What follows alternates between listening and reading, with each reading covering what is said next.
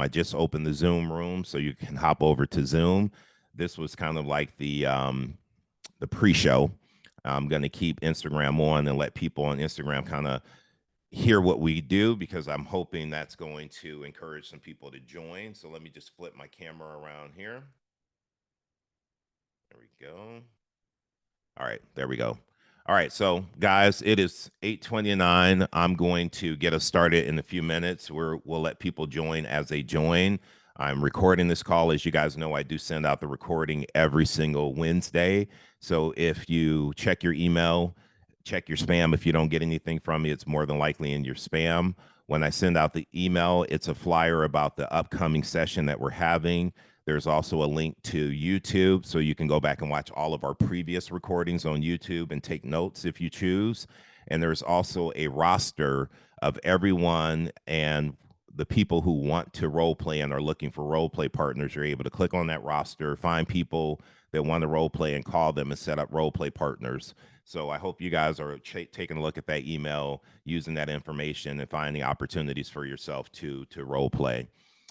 Carolyn, how you doing? Blaranda, what's up? Raj, Ariane, Ronnie, what's up? Mr. Gossett, how you doing, sir? Well, Alberto, how you doing from Miami? What's up, Beverly, Miami? How are you good doing? morning, David. Good morning, sir. Busy day over here at the Radney house. My daughter is having her prom tonight. So, when you do photography, everybody's like, we're showing up at your house and we're doing the photo shoot outside. I'm like, okay, I'm here for it. So looking forward to seeing all these beautiful young ladies getting ready for prom today and taking some good photos. Let's go ahead and jump into it. So what I want to do, I wish Pete was on here. I wanted to say thank you to Pete. However, I'll say it now so he can hear it later. Pete, thank you so much for holding it down last week when I was actually out of town. I appreciate you, and it was a great call, great interaction, and I like the way Pete actually moved through the call last week. So thank you again, Pete, for hosting while I was away. Before I get started, I wanted to ask anyone did you have a situation come up this week where you didn't know what to say, you couldn't handle an objection, there was a situation or a scenario that you maybe want some input on how to navigate? Is there anything that we can help you with before we actually get started? Okay. I was going to say, if somebody didn't raise their hand, I'm questioning whether you guys are doing your job, because if you are, every day you probably should be getting something that makes you go, huh, how do I handle that? Bloranda, give it to me. So I called some FISBOs this week, and I'll be honest, I didn't do well at all. There's one that just came on recently, and I just completely bombed the whole conversation. Like, I tried asking her motivation, and she just said, "I'm at work right now. If you have a buyer, like, come on Sunday and at the open house, I'll be there." And I don't know why I froze, but I did. Hmm. Okay, so fair enough. So Bloranda, number one, kudos for actually making the calls and actually doing the work. I would not say you bombed. I would say either you win or you learn. And Okay. so my question would be, what did you learn from that interaction? Um, well, I have to script practice more for sure, because when they start to respond that way, I start to want to move a little bit quicker. So I have to just focus on the fact that I'm there to help them. I need to ask questions, and just take it slower, I guess. Okay. So this is going to happen again. You're going to call someone and they're going to say, Bloranda, listen, I'm busy. I'm at work right now. I can't Right. talk. Listen, I have an open house on Sunday. Just bring a buyer if you have someone. So if Mhm. that's me and I say that to you and I'm the seller, now how would you respond to that? I don't know, because I'm like, okay, fine. Like, I'll go to the house. Well, hold on for a second. You do know. I want you to think about it. I'm saying to you, hey, I'm anybody hearing the echo? I'm hearing the echo. I So am too. okay, so if Is you it guys can me? stay muted until you speak, it might be you guys who are unmuted. So please stay muted until it's your turn. But I'm saying to you, Bloranda, like, listen, I'm busy right now. I'm at work. I can't really talk. I have an open house on Sunday. Just come on Sunday. I guess I would continue, I would try to continue on with the script. I want to obviously meet with them before the open house, because I do want to see the property. I do want to understand their motivation. Um, I don't know. Okay. I'm really, Well, Matt's saying the pattern interrupt. However, I want you to, you just told me what you're looking for. You want to meet with me, preferably before the open house, and you want to see the property. That's your goal. That's what you want to do.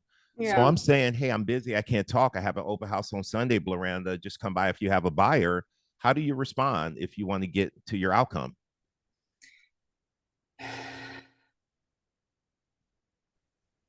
I really, I'm drawing a blank. Like I really don't know. I would, I would say that you're not drawing the blank. You just said it.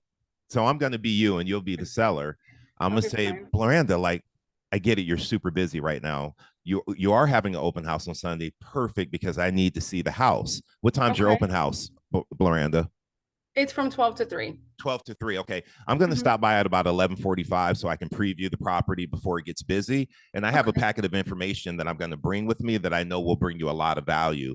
So 11:45, can I see you then on Sunday? Yes, but I'm not listing with anybody right now. I'm selling it myself. Not what I'm coming by for. I appreciate it. I'm coming by to preview the property, and I look forward to seeing you Sunday. I'll be there at 12:45. Okay. Okay. All right, fine. I'll see you then. I feel like you're overthinking it. Like, you I want to go see am. her, go see her. Like, take a packet of information, come from contribution, give Mhm. her a seller survey, give her the seller's disclosure, give her an open house sign-in sheet, give some tips on staging when you're there, and then have Okay. the conversation. Okay. As she's showing you the house, walk through the house with her and then go through your script. Why are you Okay. selling? Where are you moving to? Why is Okay. that important to you? Gotcha. Just just roll with it. Don't get frazzled. Don't get Yeah. frazzled. Good job Okay. You're there. right. Good Thank job. you. You're welcome. Raj, what's up, man? So I was supposed to twice go see a seller that expired 2 years ago. So he's an old expired. So he's like, yeah, like come over. Oh, I can't do it. Come over. No, I can't do it. And then a week passed and I called him. He goes, well, just want to figure out why do you want to come over? Well, I was like, well, because I want to see the home, want to talk to you. Well, I got to be honest with you. I'm the last agent. I practice loyalty. I don't want to, she didn't do anything wrong. I just decided at that point to move into the home. I mean, I want to know what it could sell for. But she didn't do anything wrong. So, I mean, you can come over if you have a buyer, but if I'm going to listen, I'm going to go back to her. Okay. What did you say? I've had I, that come I up. was just like, you can't, at that point, it's like without, I was like, well, you always want to get a second opinion, right? Like if you went to a doctor, you would want to get a second opinion if they told you you need surgery. Yeah, I know that. I know that, but this is different. I go, not really. Um, and then he goes, no, I mean, you could come over. I mean, if you want to help me find something, I'm looking in Rivervale and Hillsdale, I don't mind working with you on that side if you find anything, but I would just list with her. Okay. All right. So number one, you have an opportunity, right? Um, Yeah. can someone do me a favor and hop in WhatsApp and send Diego the meeting ID? We got to figure out why Diego always has a hard time getting in here. It's every week. All right. So let me ask you this, Raj. What questions should Raj be asking at this point in time? I think this is when we go into question mode. Somebody tell me what questions he should be asking. Like, probably the most important question. I don't know. Are What are you you? going Said that to, she had the listed before and it didn't sell, correct? Well, correct. it didn't sell, but what Raj said is that wasn't on her. He decided to take it off the market, so it was not anything against that agent. Oh, okay. Because then I would have went into, well, I totally understand your loyalty, but would you agree that she did everything that she could do at the moment to try to get your home sold? She did her best then. What do you think she's going to do differently this time? Yeah, and that will work, except she did everything right, right? In this particular, what you're saying is absolutely right, Ashley. However, in this case, she did everything right. Yeah, that's what it's. I mean, like, so what I Hold could on, have Raj. said. Hold on, Raj, because Okay. I want to hear how Pamela, and then I saw Bloranda's hand go up. I want to hear some people handle this, because he's saying, "Hey, you can help me buy something," which is great. That's business for you. And at the same time, she didn't do anything wrong. I feel like I need to relist with her. What are the questions we should be asking? Pamela, go ahead. So if you're going to use her again, why haven't you been in contact with her, or why haven't she kept in contact with you? And you know, I didn't hear. I jumped in at the last. Was there a reason why he's not already relisting, or why is he moved into waiting the so long? house. He moved into the house and he's ready to relist right now. He didn't say anything about her not being in contact. Maybe she has been in contact. Bloranda, how would you That's handle something I that? should have asked. That was a question I should have asked. Like, has she called you? And I did. Well, I There's- would ask, like, if you're going to be relisting with her, so what is she going to be doing differently this time to get your house sold? I don't think that matters in this case. He already said she really? did a great job, right? I pulled the house off the market, so I'm going to go back with her. This was no fault Oh, of the he agent. pulled it off the market. Okay. Oh. Come on, my push people. What's the question we should be asking? Beverly, give it to me. You know? Oh, no, I was actually, no, I'm not exactly sure, because I was saying, we're trying to find out if it's a condition or if it's an objection that, we're dealing with, because if it's a condition, Well, you're right. So what question do you ask to figure that out? If it's a condition or an objection, what's the question? Are you obligated? are you obligated? Do this you have agent? any? Oh, What's important listing with that agent? Sorry, that's the question. I was waiting, like, who's going to ask that question? Are you obligated to relist with this agent? Or if you knew there was a better option that would get you better results, would you be open to hearing about it? If it's no, I'm obligated, I'm loyal, I owe her this, I'm relisting with her, great, good luck. I'll come and help you buy your next house. We can talk about that, right? However, if he says, well, I mean, I'd be open to hearing more, then that's your in. I'm not going to waste my time following up and attempting to talk to someone who is obligated and it's a condition. They are relisting. That's the question we need to ask. And a lot of you guys are busy following up with people you shouldn't be following up with because you're not asking these qualifying questions. They are not even interested. They're obligated to do something else. And because you're not asking the question, you don't know. Raj, go ahead. Or whoever's hand was up. Maybe it was Matt. Matt, go ahead. No, I was just going to go back to the point of selling, right? You took the house off the market in the first place. So let's figure out whether you're truly motivated. And then then I would leave it to an obligation of are you married to this agent or not? I mean, he pulled the house off the market the first time, right? Yeah, he did. And then there were two potential meetings that I was going to go, and then he canceled them last minute. So there was something in his head where I didn't call with the point of like, I have a buyer and previewing property. I called because your property came off the market and I want to show you what it could sell for. So that was the original intention. I was never vague in that. And then the third, I called him again and he's like, well, just wanted to talk to you. Like, why, then he brings up the loyalty thing on the third call. Yeah. Yeah, that sounds like he's shopping at that point. You know what I mean? Like he's unsure. He's shopping around for an agent to see who's going to give him the best deal. I'd be curious. I'd be like, hey, out of curiosity, like that. Hey, one more thing as you're walking out the door. What kind of commission rate did you negotiate for that with that other agent? Just out of curiosity, right? And if he says something like 4%, you know exactly what you're dealing with. Call him back in 6 months. Yeah, absolutely. It's a fair question because at this point I have nothing. So why not? And let me ask you this before I go to Diego, and Manny's actually asking this question. Why did he take the property off the market and move in? What caused him to do that? Yeah, he did a lot of renovations, but I think he you what? I don't know. Exactly. When I hear I think, it means you don't know. You should be asking. I'm going to give you a hard time, Raj. But we should be asking this. Like, Manny's absolutely right. Why did you take the house off the market in the first place and move in? There's a reason he did that. Our job is to be a problem solver. We can't solve the problem if we don't understand the problem. We have to be asking questions. So, Manny, good job there. Diego, what's up? I was actually kind of down the same road where Matt was going. Like, what about this agent do you feel that you're obligated to work with them? Like, find out what it actually is that they feel obligated to. Yeah. What if I said to you, well, Diego, I took the house off the market. She did everything right. And I have to tell you, I just feel like I owe her the opportunity to get it sold. Look, David, I totally understand, and I appreciate the loyalty everyone that I've helped sell and buy, they're super loyal to me. So I understand where you're coming from. Now, you said she did everything right. And what's the ultimate goal when you put the house on the market? The ultimate goal is to get it sold. I need to pull this money out for another property I'm buying.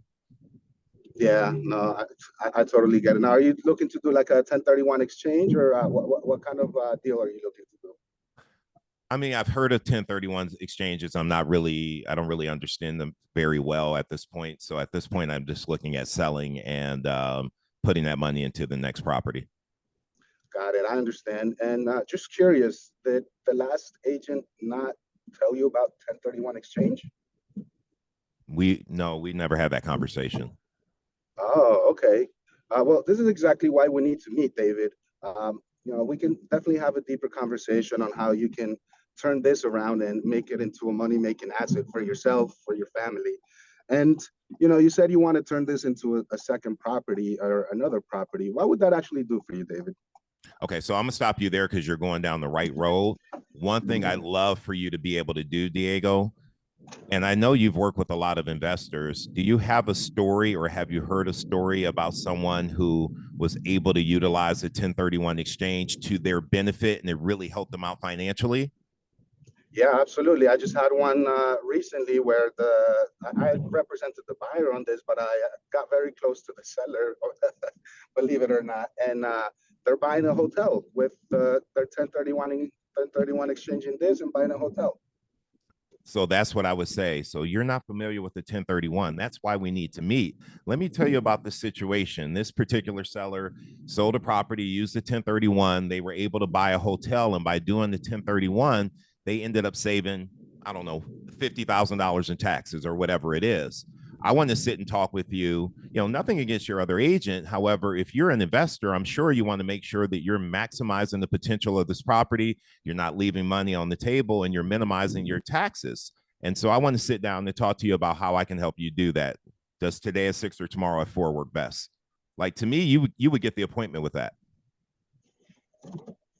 Okay. Good deal. All right. Any other questions about that before we move on? I want you guys to check the chat really quickly, because I listened to Pete. Pete, are you on here, Pete? I don't think Pete's on here.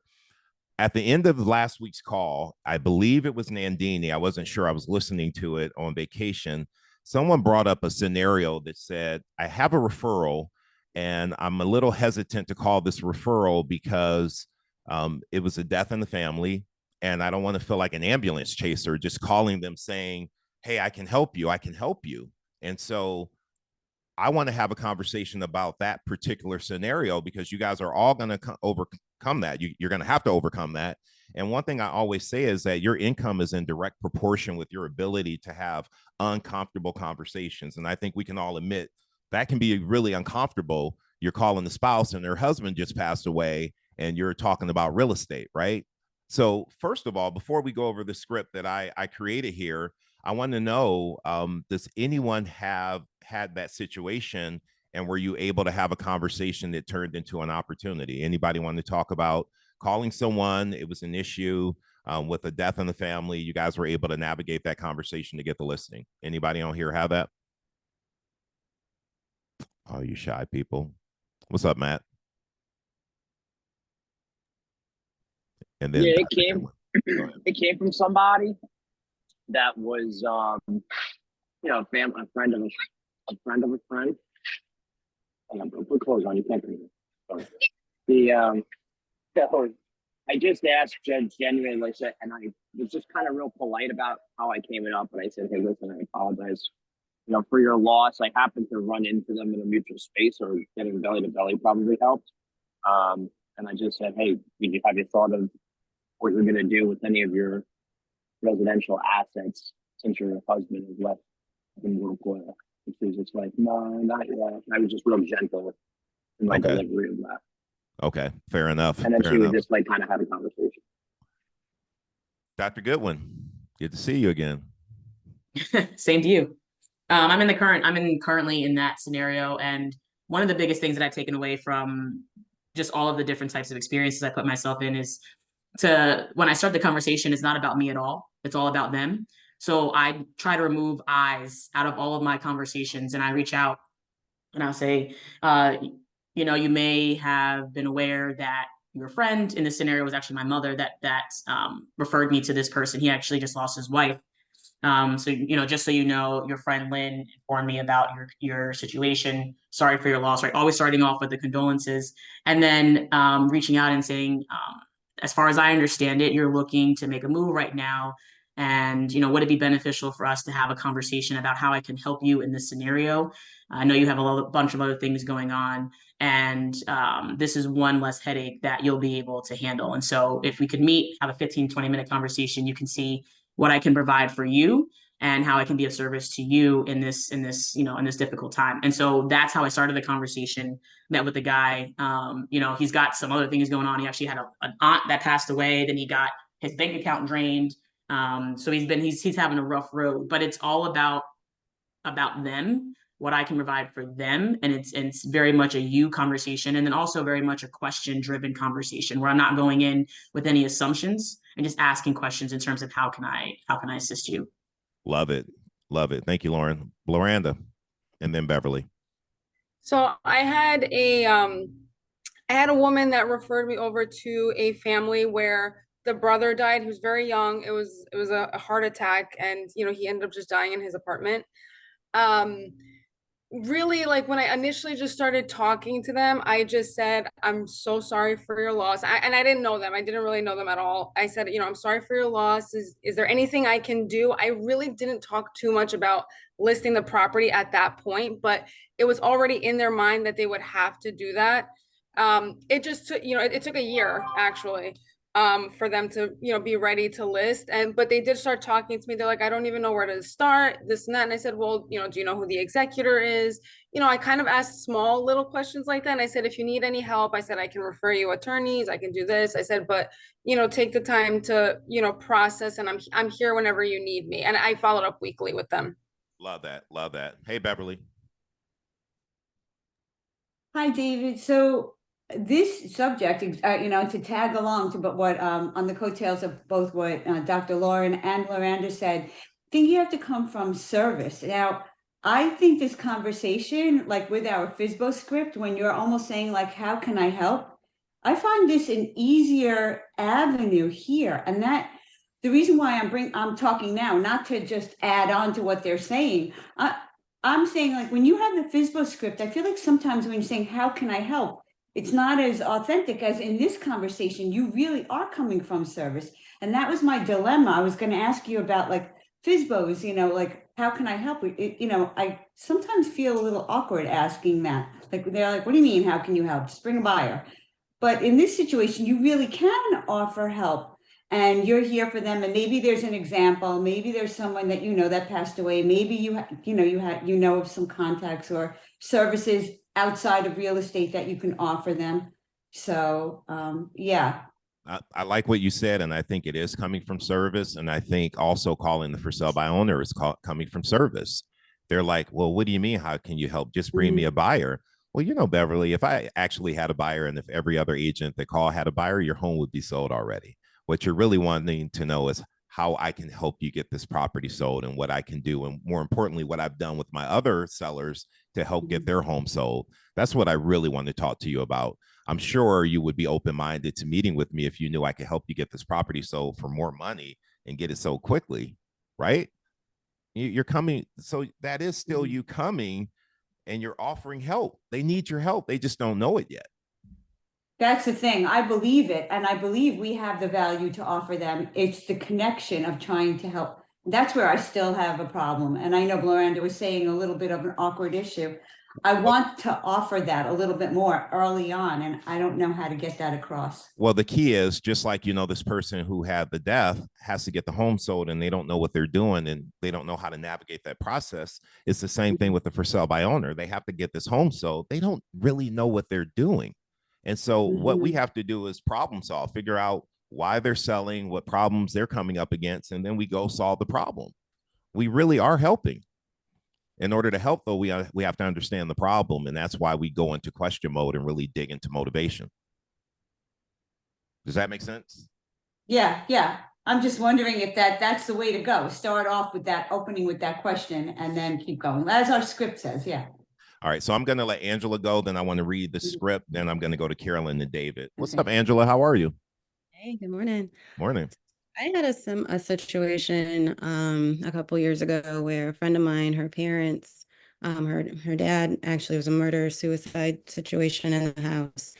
Her dad killed her mom in the house, and she, probably a week after the funeral, she had contacted me and was like, we're trying to figure out what to do with the house. We're likely going to have to sell it, and her two brothers were in town. They live out of state and they were in town. And one of the things in these type of situations, sometimes you have to realize it's not just the one person you're talking to that's going to be part of the decision making. Sometimes it's the children, and in this case, the children were not on the same page. So my friend was like, "Hey, let's get this sold." She was very much like kind of black and white about it. The brothers, you could tell, were still grieving in their own ways. And they were like, "I don't know, should we do this now? This is so soon." They just, we just had the funeral. And so really kind of determining like, okay, who's going to really be your contact person, the decision maker, and really trying to figure out how to involve everybody in a way, or who wants to be involved or not. And making sure that you have all the people involved who actually need to sign and be a part of it. I agree. You got to have all those decision makers, maybe not in person. Maybe it's some on Zoom, some in person. You have to have that conversation and really get a read for everyone, because there are going to be some people who are like, I just want my cut. I need my money. Let's go. And other people who are really emotional and they're holding off and they aren't ready to quite let go. And we have to be sensitive to that. And we have to understand it's not about us making our commission check, right? You help enough people get what they want, you'll get what you want. So you have to walk with them and work with them and help them get closure and help them navigate the process. When you do that and you're coming from contribution, eventually they'll get in line, they'll get it all figured out, and you'll get the business. If you're making it about you and your next check and you're pushing them when they're not ready, you're going to end up losing that opportunity. So there's definitely a fine line that we have to walk here with this particular script. Before I go to David and Carolyn, did you guys happen to see the script I put in the chat? I worked on this last night with ChatGPT. I love AI technology. It just makes it so much easier. So I'm going to read the script because I have not internalized it yet. I want to get your thoughts on this. So after David and Carolyn speak, I want your thoughts on this particular script. Who's going to role play this with me? Bloranda, role play this with me. Hello, Bloranda. This is David. I'm a local real estate agent. Okay. Hey, listen, first, let me extend my deepest condolences for your loss. I can't imagine how difficult this time must be for you and your family. Listen, I'm reaching out because I understand that during times like this, handling practical matters such as real estate can feel really overwhelming. And I want you to know that I'm here to offer any assistance that you might need regarding the property. My goal is where'd you get my information from? Oh boy. Actually, I'm really good friends with your neighbor, and I've helped them with a real estate transaction. They actually reached out to me and told me about your husband's passing, and they weren't sure about when I should call. And so I wanted to call and introduce myself and let you know that I'm here to offer any assistance that you might need regarding the property. My goal is to really just provide support and make this process as smooth and stress-free as possible for you. I mean, I'm really not in, I appreciate you calling me, but I'm really not in a place right now where I can even think about that. I just lost my husband, and I'm just really overwhelmed with everything. I appreciate the call, but I can't talk right now. I completely understand that. I'm going to go ahead and drop a card in the mail with my information. And Bloranda, whenever you're ready, I'm here to discuss how we can best move forward in a way that honors your husband and meets your family's needs. There's absolutely no rush. Please feel free to reach out to me at any time that's convenient for you. Again, Bloranda, my deepest sympathies. Take care of yourself and your family, and please don't hesitate to reach out to me if you need anything, okay? Okay. All right. Thanks. You're welcome.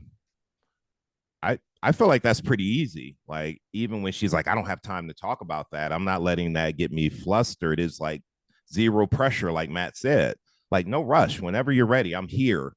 Just reach out to me when you're ready. And I feel like that's a good way to handle that. I want to hear what you guys have to think about that. But first, I want David to go, and then Carolyn. Tell me what you think about that script. David, what's up, Mr. Gossett? Hey, how's it going? I love the script. I think it's great, and I've been waiting to comment because I feel like this situation is a perfect time to use feel, felt, found. And I actually used it with my neighbor, right? So my neighbor is like, you know, upset, visibly upset. I'm like, hey, what's going on? And she's like, you know, my mom is in hospice. And I was like, I know exactly how you feel. I felt the same way when my mother was in hospice. You know, we lost her in 2019. But let me tell you what I found. These women are like the backbones of our families, and they're still with us, right? Like everything that she instilled in you and you instilled in your daughters is in you. So she's still here with you. And you know, anything that I can do to be of service to you and your family, real estate or otherwise, you know, feel free to reach out to me. And, you know, when the calls stop coming and people stop reaching out, I'm going to reach out and see how you're doing and how everything's going. Okay. Love it. I love that. I love that. And if you guys didn't see this message in the chat, but James was saying, use this script as a mailer, like have a condolence card, write this script out and send it off if you don't feel comfortable making the call.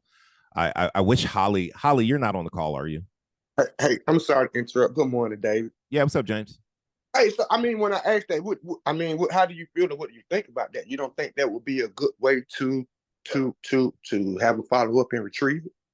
I think sending out a card would be a great way to do it. My only issue with that is the time it takes for you to write the card and mail it. Are they going to get a phone call from someone that makes a connection first? And a lot of times people feel obligated to work with that first person that reaches out that they have a connection with. And so I'm one of those people where I'm just going to pick up the phone and address the issue. I want to get a hold of you before everyone else starts reaching out to you. And so I want to make the call and then send a card to follow up.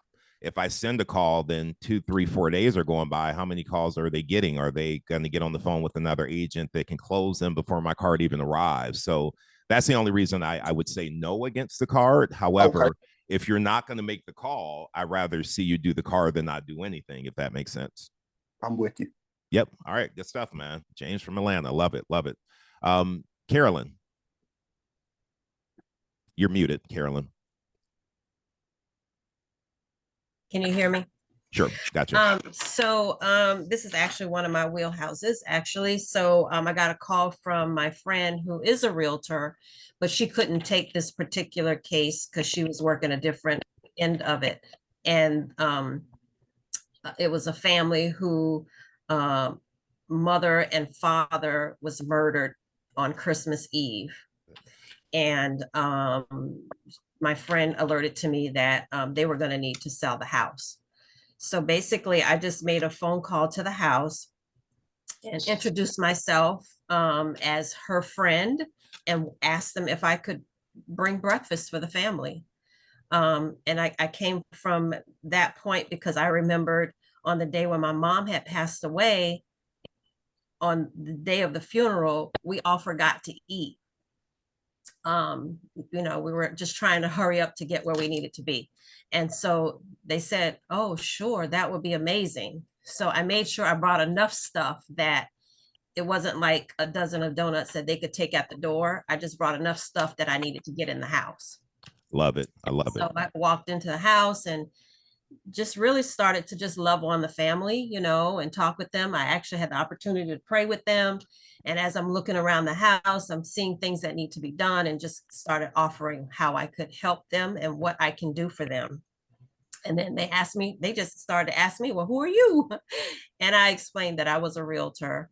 I prayed with them and we left, and they called me a week later and I got the listing. Wow. I love that. Thank you for sharing that, Carolyn. And listen, there was something said in the chat that the script kind of started off cold, and I actually kind of agree with that. Starting it off, maybe you guys want to add in how you actually got their information. So it's just not you're calling and talking about this loss. Hey, I'm really good friends with Mary at church. She mentioned to me about your husband's passing. Like, bring up how you got their information instead of going in so cold. I thought that was really good feedback. I'll fix that in my script. Thank you for that input. I'm going to let 3 people go, then we're going to switch and go into a different objection. I'm going to let Bloranda, then Thalia, and then Javier go, and then we're going to switch. Bloranda, you're up. So I do like that you just said that about how you got the information, because I felt like it was a little bit long. Like, obviously I was like letting you talk, but Yeah. if that were me in real life, I would probably have tuned you out. I mean, in real life, I'll let somebody finish, but I'm not really engaged. So can I say something really quickly? Yes. If in real life you would have tuned me out, then when I'm role playing with you, tune me out. If in real life you would hang up on me, then when I'm role playing with you, hang up on me. I want this to be real play. And if I say something that doesn't sit well with you, Bloranda, and you hang up on me, then I got to buck up and I got to call back and say, hey, Bloranda, it's David, please don't hang up. And I got to go back at it. Like, we really, the whole point of real play should be real life scenario. And so sometimes you got to hang up on your role play partner, because that's what people do. Yeah. And see how they recover. Okay. I remember calling Tony would hang up on me. So anyhow, all right, I'm sorry. Please continue. Go ahead. No, I do like to switch, saying I got your information from so-and-so. I think that makes it a lot warmer, and I'd be more willing to hear you out. Okay, perfect. Thank you. Good feedback. Hey, Thalia. Quick question. Okay, so you made the call, they said they're not interested right now, they're going through things right now. You send the postcard. Do you follow up with a phone call again? I would. Hear back from them? And like, what time span would you suggest giving for that? Like, I mean, so like if I talk to you today and I send out a card, I know that card's probably going to get to you Monday. And so I may call like on Wednesday. Hey, just send out a card. Want to make sure you got it. Just wanted to follow up. How are you? I'm going to do the follow up. Is there anything you need? Is there anything I can help you with? Any resources? I'm just going to come from contribution. See you, Lauren. and the only reason why I asked that question, because in the script, it was you mentioned, call me when you need me. Yeah. So it's kind of, that's why I asked that. Well, I'm saying that because I don't want it to feel like there's any pressure. And yet I also understand, and you guys need to understand this too. We can follow up every day. It's not their job to call us. It's our job to stay top of mind and continue to follow up. So even though I'm saying, whenever you're ready, I'm here to discuss it, I am going to check in periodically. You are going to hear from me because I need to stay top of mind. You have so much going on. You're planning a funeral. You got estate planning with the attorney. You're meeting with your siblings. I'm not top of mind. You have other things going on. My job is to stay top of mind, and I have to do that by reaching out to you periodically. All right. Javier, you're up. What's up, man? What's going on, David? What's going on, everybody? What's up? All right, man. I'm literally raising my hand just to role play. I have no contact. I mean, I'm hearing like the feedback, but I wasn't here for the role play, so I'm just here to you know what I mean, to get my real play on. All right. I love that, by the way.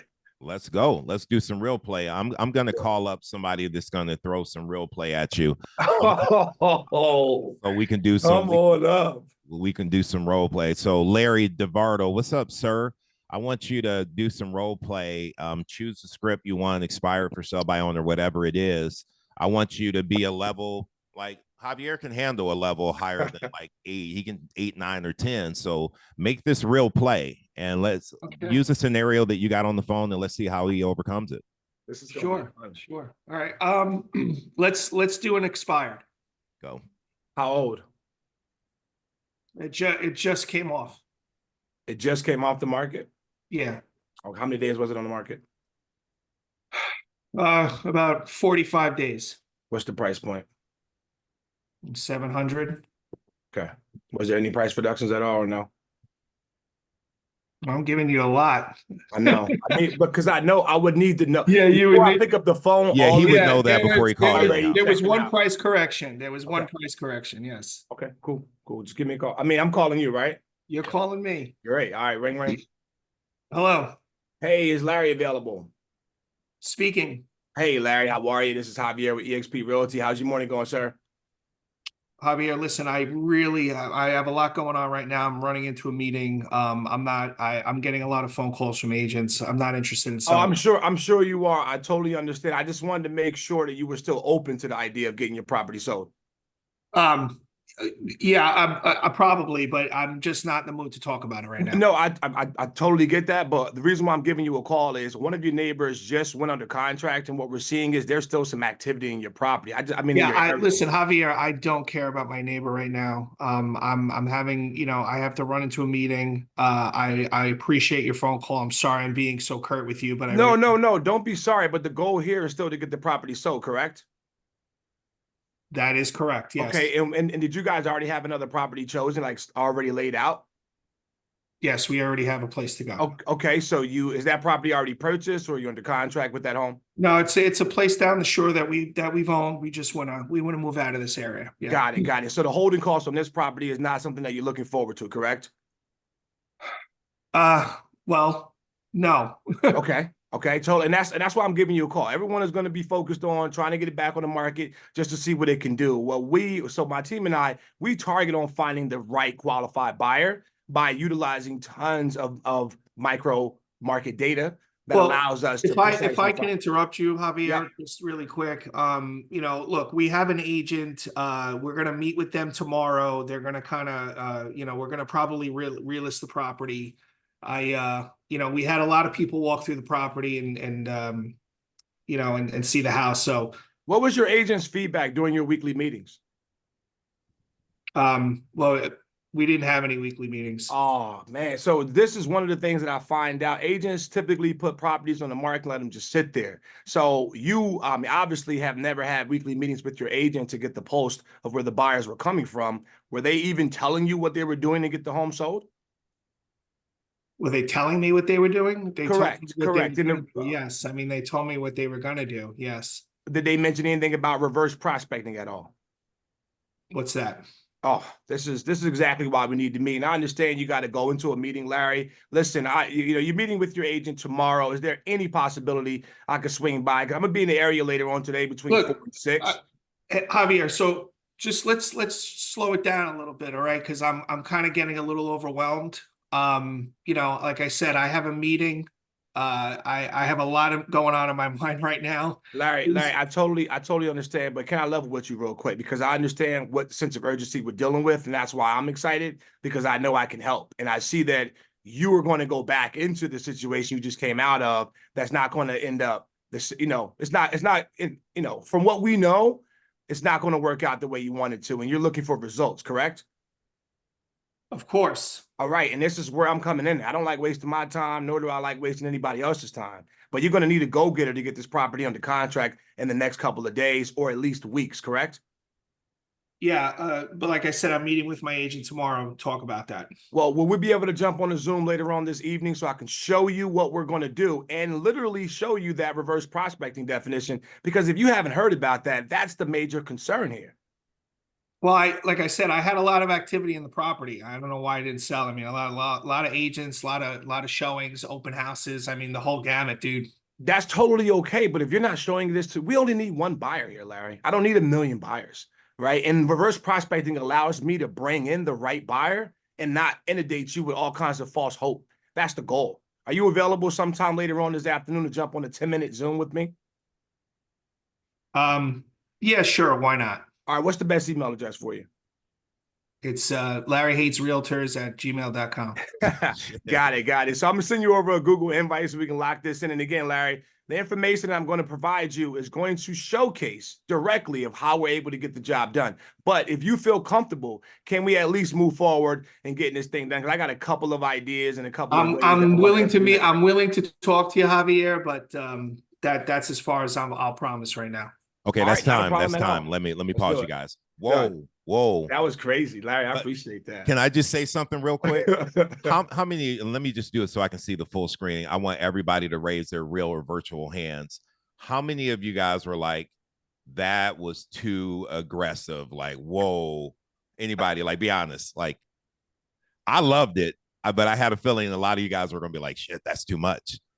But did you see what he did? He kept Larry on the phone. And if you guys caught one thing he did, what was the feedback your agent gave you during your weekly meetings? He was planting the seed. I don't know if you guys caught that. I was like, man, that's slick. I like how he handled that. So what did Larry say? What weekly meetings? I didn't have a weekly meeting. So right there, Javier is showing like you didn't get what you should have gotten during the process. Let me show you what I do, how I help my people. Who has feedback on that? Give me some feedback. Give Javier some feedback. Go ahead, Bloranda. I loved it. That's way more my personality, way more my speed. So I do appreciate that. And for the people that are going to respond the way that he's what he's giving out, if the seller responds, I feel like I'm more inclined and it's probably going to be a more motivated seller that's ready to go. So I liked what he did a lot. And let me say this before I go to the next person, Kim. You guys have to understand, you're on here on Friday learning scripts. The sellers are at home learning scripts too. They're learning what to say to get you off the phone really quickly. Most of you guys would have hung up the minute Larry said I had a meeting. Okay, goodbye, click, done. You lost the opportunity because you had them on the phone. We already know how hard it is to get people on the phone. Don't let them off. What Javier is doing is what I believe in doing. It's called the hang up game. I'm going to keep going till you hang up. And if you're staying on the phone with me, it's because I'm saying something that's starting to click. So now it's a matter of showing my value and introducing things like the weekly meeting and reverse prospecting. So you start getting a little interested, like, well, I haven't heard that before. Maybe I should be opening to hearing what this agent has to say. Play the hang up game. I would go hard just like Javier went because you got to close multiple times. He kept Larry on the phone. That's the whole point. Keep him on the phone. Keep him talking. Kim, go ahead.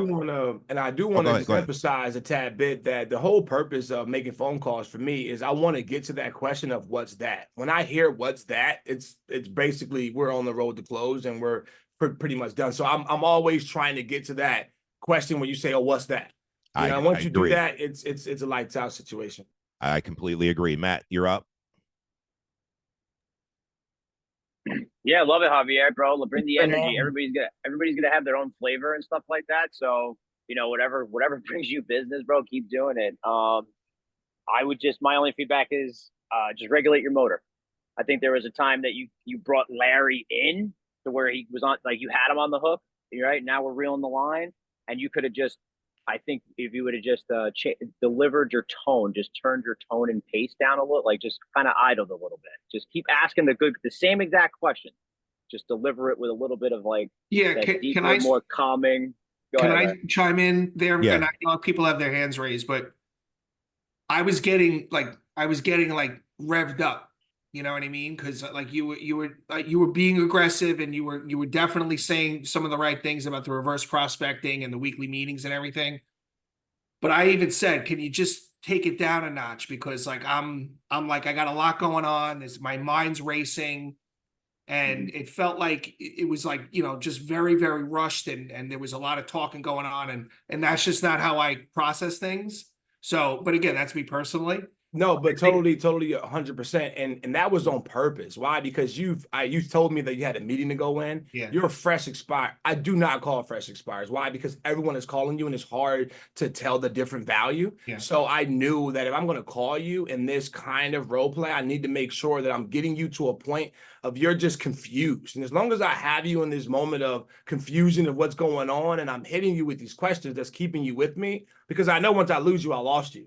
Right. So it was very much like straight up minigun style. Yeah, you had the energy to do it. I had to because because again, going into a meeting is not legitimate, but knowing that that's coming up is like, and like you're going to just hang up on me. Well, I didn't really have a meeting. Well, of course, no one really. I do. At 10 o'clock, I have a meeting, but I didn't. Yeah. No, that's good feedback though on both of your parts. Kim, you're up, then Carolyn, then Betty, then Ashley, and then Renee. I think you want to go as well. Go ahead, Carolyn. I'm sorry. Go ahead, Kim. Hey guys, so I think that was pretty awesome. It's complete opposite of me, because I always feel like even when you go in that shoe store and people come at you, can I help you? Can I help you? It's overwhelming to me. So for me, when he did, I guess maybe I need to change my approach, but for when he did keep going at it, I was feeling maybe mirror and match, and perhaps call him, say, hey, can I call you in an hour when your meeting's over? Or if not, just call him back and say, all right, I really would like to talk to you about this. Know you need to go. I'd like to call you right after your meeting. I don't know, maybe because like you said, just tone it down a little bit. I felt like maybe mirror and match would be really great, but I mean, Yeah, I mean, I think he did an awesome job, but for me, that would have been too much in real life as well. Gotcha. I wouldn't say I'll call you back after your meeting because I may not get you back on the phone. If you are staying on the phone with me, it's only because you're hearing some value. If Larry really didn't hear anything that brought him value, he would just hang up. So I'm going to keep going like Javier and securing that opportunity, because if I hang up, I may not get Larry back on the phone. That's how I view it. So to Yeah. me, it's a hang up game in my mind. And same thing with Javier. Betty, what's up? Oh, I'm sorry. Yeah. I'm sorry, Betty. Before you, Carolyn was first. I'm sorry. Carolyn, go ahead.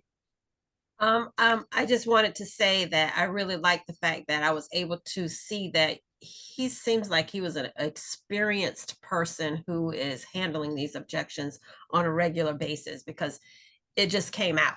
You know, one question, it kept going. But what I really liked, and I'm going to use, he said that, so do you really want to go back to the same situation that you just came out of? You're looking for different results, aren't you? I just thought that was stellar. So I'm taking that. No, that was really good. And Betty, there was a hand up. Ashley just, shared with me. I didn't realize that. Renee, did you have something you want to say, or were you raising your hand up because I said it was pretty intense? I want to make sure we're honoring you if you want to speak. No, I thought it was intense, but it was good. I didn't have nothing to say though. Okay, perfect. Thank you, Renee. Betty, go ahead. Yeah, I was going to say the same thing. I think he did an awesome job. However, the only thing that I would say is to mirror and match. Yeah, I think it's extremely important. Yeah, it's like he was just railroading over him to me. Slow down a little bit. Everything he was saying was awesome. But just when you see somebody who feels that, because sometimes people think, you're fast talking them. Me coming, being from New York, a lot of times I understand I speak fast. So if I'm not talking to somebody who speaks as fast as I do, I make sure that, I slow up the tempo. That's the only thing, but he did an amazing job. Thank you, Betty. I do want to add a little bit on that because it's very important, and you're 1,000% correct about going in like the railroading aspect. So the reason why I pattern interrupt the way I do is a guiding factor of giving them what they need. They need someone that's going to take control in that moment. Again, this is precisely why it's like, if you ever seen two jets at an art show or like a flight show where they get really, really close, but they don't crash out. That's basically what I was making these maneuvers off of that mindset. And I knew that he needed someone to take control because he didn't have any control. And that, knowing that they have a $700,000 house that's going to have a lot of holding costs, and that's where I'm seeing, it's like seeing a burning building and somebody's in there. I got to go in and get it out. It's not so much about how I do it. It's so much about the results. And that's where, the guiding factor of my pattern interruption came in. So I was fully aware of what I was doing. And I'm glad that you brought that up, because you have to truly understand what the other person needs and feel confident enough that you're not going to offend them by taking it up to a certain levels. But you're 1,000% correct. You want to mirror and match. I totally agree. Yeah. Well, here's what Javier said, though. You have to truly understand what the other person needs. So when you're taking it up a notch, you're taking it up a notch and advocating for them to help them get what they want. You're not making it about you getting your commission. However, when you help people get what they want, you always get paid. So I like the point. Ashley, go ahead. I don't know if you're going in on this. I have a objection. I thought it was Javier. The only thing I was kind of confused about, because I understand pattern interrupt, but I also am big and trying to understand how to stay in rapport with the person you're talking to. And I felt at times that you guys weren't on rapport because of not so much the pattern interrupts, because I love when you threw in those things that made him go, wait, what? But it was almost like you kept cutting him off mid-sentence. And I know when I speak to someone, if I feel like they're not even listening to me, it's like, why are we having this conversation? So that pattern, it's like there's a thin line between pattern interrupt and not being on rapport with someone and not listening. So I just was wondering how like that would Yeah, 100%. And I do want to address that is that when I'm going into this, you notice that some of my questions had like a stop on there. And the stop was getting him to agree that he needed this help. So I would say, hey, you're looking for different results, correct? He'd say correct. And now I can go 1,000 miles an hour. Then I got to come to this same stop to say, hey, we're looking to get this thing sold, correct? Correct. And then we're going in. So you're 1,000% correct. So I got to those moments that I needed him to agree, and then he gave me the permission to keep going. Why? Because he allowed me on the phone, and then interrupting him was crucial, because if I would allowed him to finish his statement, the meeting would come back up. And you cannot continuously knock that down, because it's going to come to a point where he just hangs up the phone because he thinks it's rude because he said it. He didn't get a chance to say it. And I was just trying to avoid him of saying, I got to go into a meeting, because if he said it a second time, that would have been rude and he would have hung up. So that's the reason why. And I'm glad we got this recorded so you guys can go back and listen to it. But yeah, absolutely. I truly appreciate the feedback. And the biggest thing that Larry said was, I really didn't have a meeting, and most people don't. Like they just say it to get you off the phone. That's their script. They're out scripting you. So like, just keep pushing through. Listen, guys, we got 5 minutes left. I wanted to do something really quickly. How many of you guys feel like I need to step my game up when it comes to practicing my scripts? Like I see where I am, and that's a great place. I see where I could be, and I need to step it up. If that's you, I want you to do something. I'm putting in the registration link for Push that starts up in July.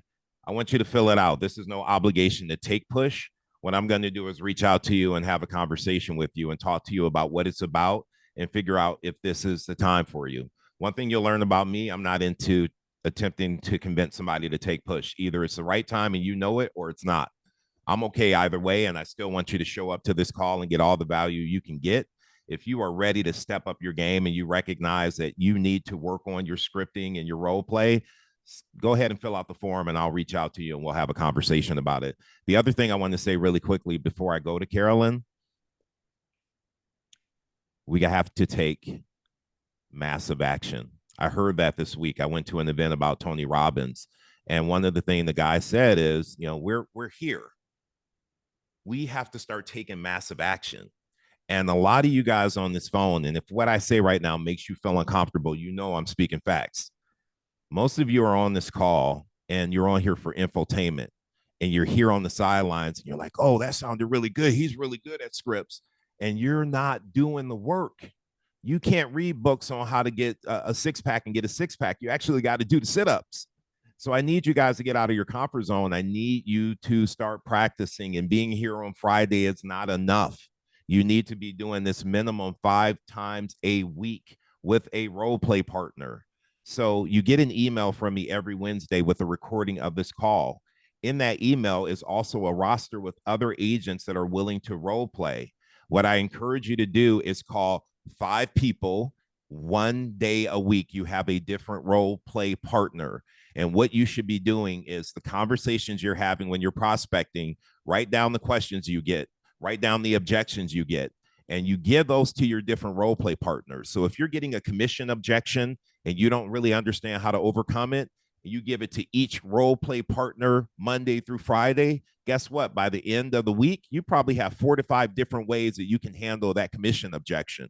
You should be writing down those objection handlers and then creating a scripting book so that now you have different ways to handle it. So I want you guys to start taking massive action. If you want to have the type of business you want to have, you need to feel comfortable getting on the phone. If you feel comfortable getting on the phone and you start getting appointments, you need to feel comfortable navigating the listing process to make sure you can get that listing signed and get it priced correctly and get the commission that you deserve. We have to take massive action, and I hope to see you guys take me up on that. Don't come here just for the infotainment. Come here and implement what you are learning. Carolyn, you're up, and then Kim, you're going to get the last word. What's up, Carolyn? Regarding your push, do you have a virtual option? Because I'm out of state. Well, Carolyn, I have good news for you.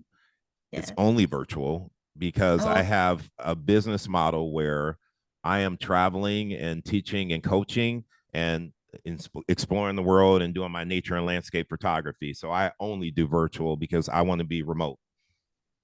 Okay, so I'm interested in whatever, any and everything you got to offer. Yep, it's virtual. We'll talk about it.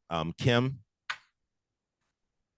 Okay, so for the script and role play partner, we fill out the form that you just put in the link. Is that correct? Yes. Okay. Well, for script practice, no, that's just for push, my push program. For script practice, you're going to get an email from me because you register for this call. It's going to come on Wednesday, and that's going to have the script practice roster on there. Oh, nice. Okay, This link, thank what you. I put in is if you want to get some additional information on push. No obligation to sign up. If you just want to talk to me about it, that's what that's for. Okay, thank you. You're welcome. See you, Pam. Hey, listen, before we log off, I'm going to give Javier a couple minutes to talk about advocacy. And so he's just going to hop on for a quick minute. Hear him out. We need to hear about this and have these conversations. And so, Javier, I'll give you the last word, man. Let's go. Yes, thank you so much.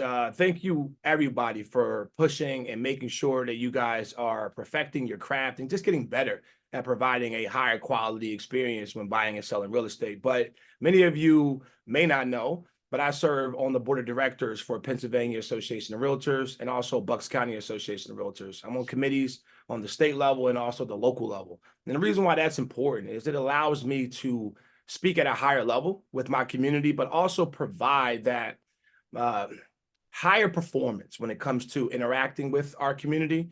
And one of the benefits of doing this is we get a chance to go down to our state capitals and we get a chance to advocate.